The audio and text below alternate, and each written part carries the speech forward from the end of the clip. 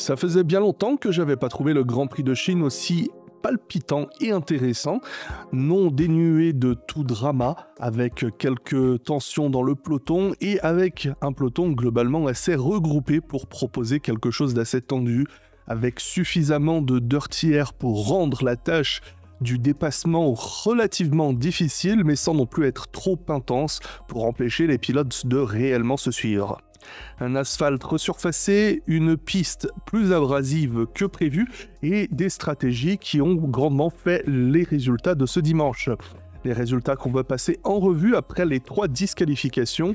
Oscar Piastri l'emporte toujours devant Lando Norris, premier doublé McLaren de la saison, alors que George Russell signe un triplé Mercedes sur le podium. Verstappen est 4e devant Esteban Ocon, Andrea Kimi Antonelli est 6e, Alexander Albon est remonté en 7e place, Oliver Berman est 8e, faisant de ce double résultat de Haas leur meilleur depuis 2022, Lance Stroll remonte en 9e place et Carlos Sainz inscrit ses premiers points pour Williams Mercedes. Fernando Alonso a été notre seul abandon du jour avec un problème de frein dès le début de course, et pour parler des stratégies, on parlait d'une course à 2 arrêts. Finalement, on s'est rendu compte dès les premiers tours que ça pourrait être une stratégie finalement à un seul arrêt, du moins aux avant-postes.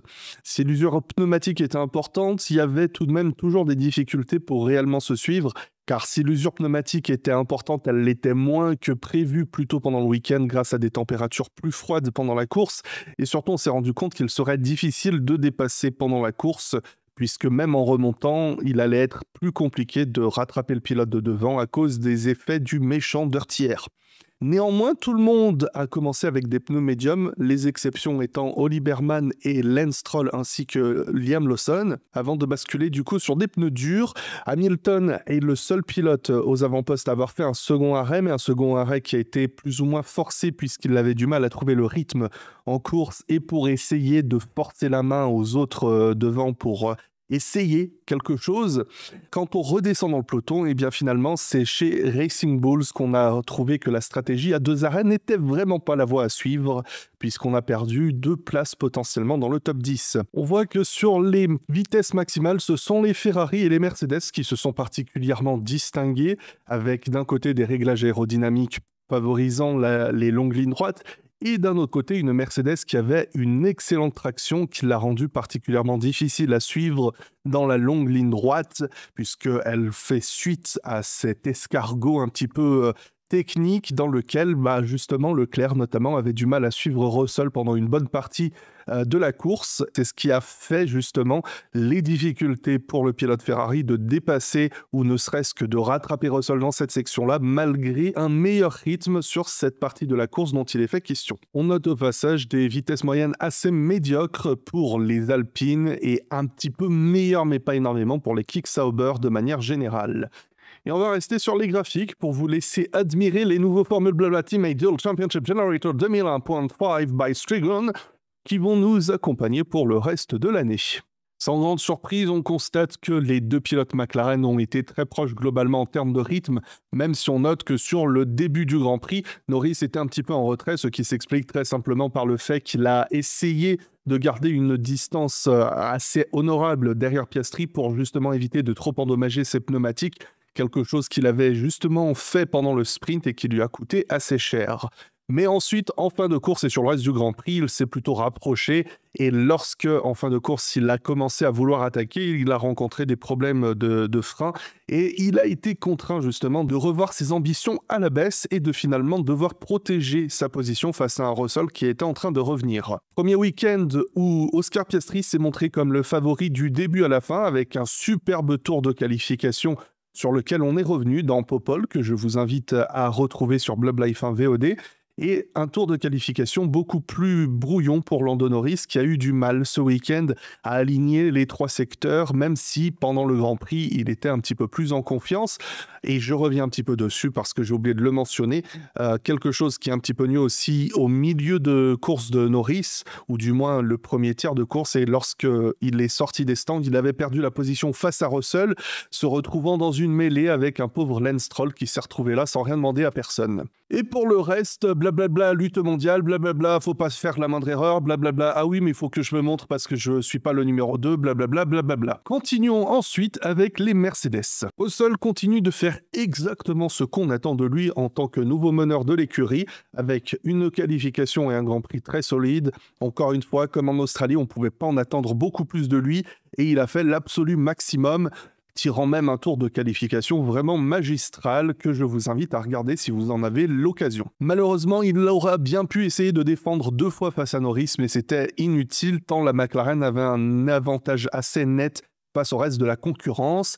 Mais on voit que dans la Mercedes, il n'y a pas non plus de quoi en rester en reste, puisqu'Andrea Kimi Antonelli a pu profiter d'avoir enfin un week-end à peu près normal, hein. Je dis à peu près parce que c'est un format sprint, où il a pu passer en Q3 normalement, faire une course normale, sans grand drama pendant ce Grand Prix. On a pu voir que, malgré quelques erreurs sur un tour, il était relativement dans le rythme, et de même pendant la course, même si quand on regarde les 2 différents diagrammes, on voit une très nette différence, qui peut facilement s'expliquer par un manque d'expérience, mais aussi par le fait que le jeune pilote italien s'est retrouvé dans le peloton à lutter contre des Ocon et des Tsunoda quand même un petit peu plus expérimentés et dans des machines qui n'étaient pas non plus très très loin. Mais si on compare les 2 meilleurs tours, on voit 2 dixièmes d'écart et globalement une régularité assez sympathique qui promet beaucoup de choses pour les prochaines manches. Et je tiens à le souligner car justement dans quelques instants on va voir un exemple de temps autour qui semble pas probant sur le papier mais qu'on peut facilement excuser dans le cas d'Antonelli et pas dans celui qu'on va voir. C'est que le pilote italien a effectué une quarantaine de tours sur des pneus durs dans le peloton. Une tâche des plus ardues tout de même pour un jeune pilote avec très peu d'expérience. Car de son côté, Liam Lawson n'est pas étranger au fait de tenir une cinquantaine de tours, ou du moins l'équivalent de 300 km pendant un Grand Prix. Et de son côté, ça a été très difficile, puisque en démarrant sur des pneus durs, je pense que Red Bull s'attendait à ce qu'il fasse une stratégie décalée, mais on l'a arrêté assez tôt quand on le compare à d'autres pilotes qui ont eu une stratégie inversée, s'arrêtant au 18e tour pour chausser des pneus médiums et 12 tours plus tard pour repasser des pneus durs, avec un rythme de course bien en deçà de son coéquipier, une moyenne 1 seconde 3 sur les meilleurs tours, ce qui est vraiment terrifiant. On a pu entrer un petit peu plus en détail dans l'émission Popol, que je joindrai en description, pour comparer les tours de qualification, où on voit que Lawson est toujours en train de surpiloter, et si il semble à son aise pour justement pousser la voiture à son maximum, tout cela, il semble très clair que ce n'est pas ce dont la Red Bull a besoin et que ce n'est pas comme ça qu'il faut la prendre en main. Mais j'ai très hâte que Red Bull envoie un 3e pilote différent en l'espace de quelques mois venir se casser les dents dans cette voiture pour que l'on voit comment il ne faut pas la piloter. Pour voir comment il faut la piloter, il faut regarder les caméras embarquées de Maximus Verstappenicius, toujours optimal dans le rendement de cette Red Bull Racing Honda RBPT RB21, qui très clairement, à mon humble avis, n'avait pas sa place devant les Ferrari ce week-end. Une partie du pourquoi s'expliquera quand on viendra dans quelques instants sur les Ferrari, mais tout d'abord, cela s'explique par une très bonne gestion de course de Verstappen, prenant son mal en patience en début de course et misant tout sur sa gestion pneumatique, et sur un Hamilton en difficulté et sur un Charles Leclerc handicapé d'une moitié de voiture, pour revenir en 4e place en fin de course. Quand on a des pilotes comme Hamilton ou Verstappen qui par le passé ont banalisé l'excellence, ça fait pas de mal de les revoir exceller dans le peloton pour rappeler vraiment la différence qu'il y a entre un très bon pilote et un excellent pilote. Haas a enchaîné consécutivement un de ses pires week-ends de son histoire avec l'un des meilleurs week-ends de son histoire. Pourtant, tout n'était pas rose avec la 11e et 17e place de leurs pilotes sur la grille de départ. Même s'il y avait quelques belles étincelles montrées lors du sprint, on ne s'attendait pas à ce que la Haas puisse autant bien performer pendant la course. Quoique, on dira, si on est mauvaise langue, que Haas a passé 3 jours sur 3 lors des essais privés à tester ses longs relais. La voiture semble toujours en difficulté dans les virages à moyenne haute vitesse, mais le fait qu'ils ont un châssis capable de bien conserver ces pneumatiques, quelque chose qu'on n'aurait pas dit il y a encore tout juste 2 ans, a grandement aidé Esteban Ocon à exceller pendant une quarantaine de tours sur ses pneus durs, et Oliver Behrman a excellé pendant le premier tiers de course, pendant la première moitié même, sur ses pneus durs, à remonter dans le peloton avec une belle lutte face à Lance Stroll. Et je pense qu'on a là un des duos les plus complets du milieu de peloton, alors que franchement, Oli Berman est encore un pauvre rookie, ose-je dire, mais il a énormément d'expérience avec l'équipe Haas, il a déjà beaucoup roulé, et je pense qu'il a prouvé l'an dernier qu'on pouvait déjà compter sur lui dans les situations un petit peu difficiles. Et je trouverais criminel de passer sous silence le dépassement de Ocon sur Antonelli, car c'est le genre de manœuvre qu'on voit très rarement en Formule 1. Oui, il a seulement mis 2 roues dans l'herbe, pris le risque de tout perdre sur une manœuvre pour aller chercher un pilote qui défendait ardemment. Je rappelle que ces petites fusées que sont les Formule 1, il en faut pas beaucoup pour les faire décoller, et c'était très risqué de vouloir s'y aventurer, ça ne rend la manœuvre qu'encore plus belle. Et ce que je trouve encore plus magnifique, c'est que si on avait mis Verstappen, Ocon même, ou je ne sais qui d'autre, Lance Stroll à la place d'Antonelli, on aurait gueulé sur le pilote en question pour avoir bougé de manière trop dangereuse en ligne droite. Mais bon, c'est un enfant, on peut lui pardonner. Et alors que je parle des énormes baloches d'Esteban Ocon, je vais enchaîner par les énormes baloches d'Alexander Albon qui continue de traîner un petit peu sur le bureau de son équipier Carlos, car c'est une nouvelle fois un Alex Albon au sommet de son art que nous avons vu ce week-end. Le passage en Q3 semblait totalement désespéré pour les Williams et il a réussi à y conduire sa FW47 avec brio. Car si on les compare sur le rythme pur, Sainz est à seulement, dira-t-on, 15 centièmes, 20 centièmes de son coéquipier pour le moment. Les mauvaises langues diront qu'on en attend beaucoup plus de Carlos. Mais d'un autre côté, c'est pas non plus énorme. Faut lui laisser encore un petit peu de temps parce qu'il semble avoir du mal à exploiter la Williams à l'heure actuelle, il l'admet, mais quand on regarde le rythme de course, il y a une nette différence entre les deux. Là, il y a plus de 5 dixièmes d'écart sur leur meilleur temps en course, et on est sur des stratégies relativement similaires. Et je continue de me délecter de ce duel chez Williams, car j'en attendais un petit peu, mais j'avais peur d'être déçu, et finalement, j'en suis ravi à l'heure actuelle. Un autre pilote à profiter des disqualifications, c'est Lance Stroll, qui termine donc 9e, marquant 2 nouveaux points pour Aston Martin. Alors sur le papier, c'est un excellent résultat. Sur le papier, toujours une bonne stratégie bien exécutée, avec un long relais de 35 tours en pneus durs. Mais je ne peux pas m'empêcher d'être frustré par ce résultat, car beaucoup vont justement encenser le résultat de Stroll, car j'ai pas l'impression, non, c'est un fait qu'on attend tellement peu de ce pilote que dès l'instant qu'il marque des points, c'est un miracle. Mais je dois admettre que j'étais très gêné de le voir se faire mettre à l'amende par Oli Berman pendant la course. Oli Berman qui était sur la même stratégie. Et là, je sais que c'est très difficile de tirer des conclusions sur un peloton aussi serré. Je me trompe peut-être totalement, mais j'ai du mal à me dire qu'une Aston Martin soit en dessous d'une Haas en termes de performance. Mais comme pour l'Australie, il faut être là pour ramasser les points, ce qu'il a fait. Quant à Alonso, c'est un week-end fort décevant puisqu'il n'a pas été en mesure de confirmer les belles promesses qu'il affichait samedi en disant que le rythme de course serait bien meilleur que celui de la qualification puisqu'il a été victime d'un problème mécanique en début de course. Alors on a parlé des grosses baloches de Ocon, des grosses baloches de Albon, et ben on va parler des baloches bien mordues chez Racing Bulls ce week-end parce que encore une fois, on a affiché un rythme splendide, 7e et 9e place en qualification pour Hadjar et Tsunoda, et au drapeau à damier, après les disqualifications, c'est 11e et 16e. C'est très, très frustrant. Cela s'explique très simplement par le fait que chez Racing Bulls, on a été naïvement suivre la stratégie Pirelli en allant faire un second arrêt, alors que les autres ne se sont pas arrêtés. Et pour ne rien arranger, il y a eu une défaillance très étrange de l'aileron avant de Tsunoda qui s'est détaché. Très étrange parce que il n'y a pas eu de contact à première vue et surtout ce sont des pièces qui sont relativement standardisées. Donc voilà, c'est c'était assez inattendu. En tout cas, je dois admettre que je ne m'attendais pas à ce que Isaac Hadjar soit aussi proche de Tsunoda, que ce soit sur un tour ou en rythme de course, parce que quand on regarde sur le papier, le début de course a été un petit peu plus difficile pour le pilote français, mais sur le reste de la course, ça a été très très bon, et finalement, sa plus grande difficulté a été le départ, perdant 2 à 3 positions de mémoire. On peut pas lui en vouloir non plus. C'est pas un endroit facile, Shanghai, sur le premier tour. Faut savoir bien se placer. Mais pour le coup, je suis vraiment positivement étonné.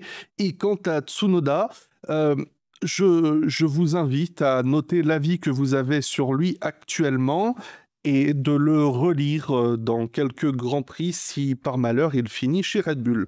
J'aurais dû vous dire de faire ça aussi pour Lawson parce qu'encore une fois, aux Pays-Bas 2023, quand on remonte là-bas, c'était pratiquement lui qu'il fallait tout de suite mettre dans la Red Bull à la place de Perez. Donc voilà, instant du culture de l'instant, tout ça, tout ça. Un autre pilote qui continue à me surprendre agréablement, c'est Jack Doohan dans l'Alpine. Même s'il était un petit peu en difficulté sur la gestion pneumatique, on voit qu'il a eu un très bon rythme comparé à celui de Gasly sur le rythme de course. Il y a juste 1 millième sur leur meilleur tour à tous les deux, qui étaient d'ailleurs tous les deux sur la même stratégie. En qualification, pareil, il y a tout juste 1 dixième entre les deux. Donc, sincèrement, je pense que dans le clan Colapinto, on va peut-être commencer à angoisser un petit peu plus que prévu à l'idée de commencer la saison. Dans l'Alpine, pour l'Émilie-Romagne, je crois que c'était plus ou moins prévu. En tout cas, Doohan, il fait ce qu'il faut pour le moment. Alors que j'ai mon chat qui donne des coups de tête dans le micro parce qu'il veut des câlins, dégage. Pardon, excusez-moi, je suis violent. On notera tout de même à mettre à son discrédit des erreurs, et par erreur, j'entends essentiellement en roue contre roue. Ça a été très agressif, parfois pas très utile, je pense. Mais bon, on reste sur un jeune pilote qui apprend, et surtout un jeune pilote qui a énormément de pression sur les épaules et qui a désespérément besoin de montrer qu'il mérite d'être là. Donc, sincèrement, je l'excuse 1000 fois pour ses erreurs pour le moment, parce que quand il est question de rythme, je pense qu'on peut rien lui reprocher.